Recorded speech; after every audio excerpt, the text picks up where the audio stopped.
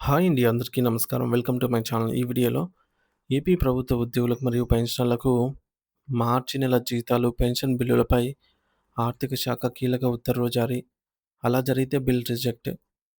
దీనికి సంబంధించిన పూర్తి తాజా సమాచారాన్ని వీడియోలో తెలుసుకుందాము. వీడియో అయితే ఎక్కడ గాని స్కిప్ చేయకుండా ఎండ్ వరకు చూసేయండి. అప్పుడే ఇన్ఫర్మేషన్ పూర్తిగా అర్థమవుతుంది. అలాగే వీడియో చూస్తున్న ప్రతి ఒక్కరు లైక్ చేయండి ఫ్రెండ్స్. ఈ వీడియోని తోటి ఉద్యోగ, పెన్షన్ మిత్రులతో అయితే షేర్ చేయండి.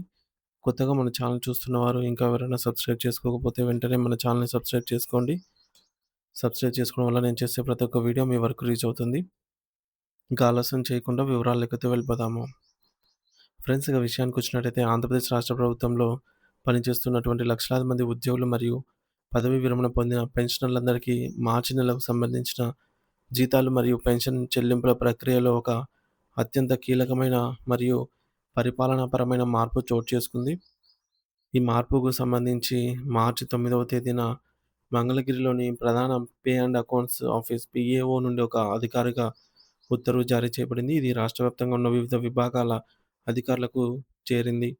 ఈ లేఖను రాష్ట్రంలోని అన్ని ట్రెజరీ పరిధిలో ఉన్న డ్రాయింగ్ అండ్ డిస్బర్సింగ్ ఆఫీసర్లకు, సచివాలయ విభాగాల సీసీఓలు, సెక్రటరీ డిపార్ట్మెంట్ మరియు వివిధ శాఖల అధిపతులకు, హెచ్ఓడీస్‌కి సమాచార నిమిత్తం మరియు తక్షణ చర్యల కోసం పంపించారు. ఈ ఉత్తర్వులలో ప్రధానంగా మార్చి 2026 నెలకు సంబంధించిన సాలరీ బిల్లులను సిస్టమ్‌లో ఎలా నమోదు చేయాలి అనే దానిపై స్పష్టమైన మార్గదర్శకాలిచ్చారు. ఈ కీలకమైన ప్రకటనలోని ముఖ్యమైన ఉద్దేశ్యం ఏమిటంటే, మార్చి నెలకు సంబంధించిన జీతాలు మరియు పెన్షన్ల సాధారణ ఏప్రిల్ నెల 1వ తేదీన లేదా ఆ తర్వాత ఉద్యోగుల ఖాతాల్లో జమ అవుతాయి. ఆర్థిక నిబంధనల ప్రకారం ఏప్రిల్ 1వ తేదీ నుండి కొత్త ఆర్థిక సంవత్సరం ప్రారంభమవుతుంది కాబట్టి, ఈ చెల్లింపులన్నీ 2026, 27 ఆర్థిక సంవత్సరం పరిధిలోకొస్తాయి. అందుకే మార్చి నెల జీతాల బిల్లులను జనరేట్ చేసేటప్పుడు వాటి ఆర్థిక సంవత్సరపు గుర్తింపు సంఖ్యను మార్చడం తప్పనిసరి అని ప్రభుత్వం స్పష్టం చేసింది.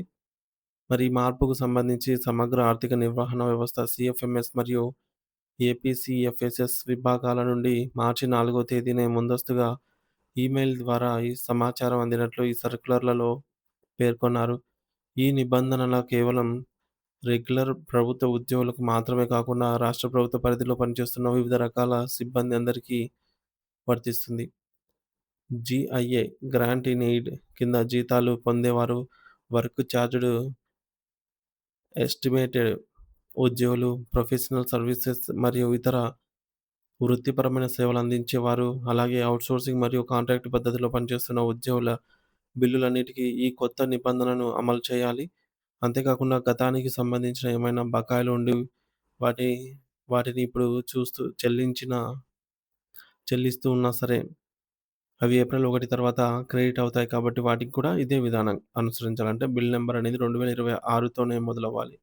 ఇప్పటివరకు అంటే జనవరి మరియు ఫిబ్రవరి 2026 నెలల వరకు మనం బిల్లులు పంపేటప్పుడు ఆర్థిక సంవత్సరంగా 2025 అని పేర్కొంటూ ఒక విశిష్ట సంఖ్యను ఉదాహరణకు 2025/1234566 అనే బిల్ నంబర్ కేటాయించేవాళ్ళం. కానీ ఇకపై అది పనికిరాదు.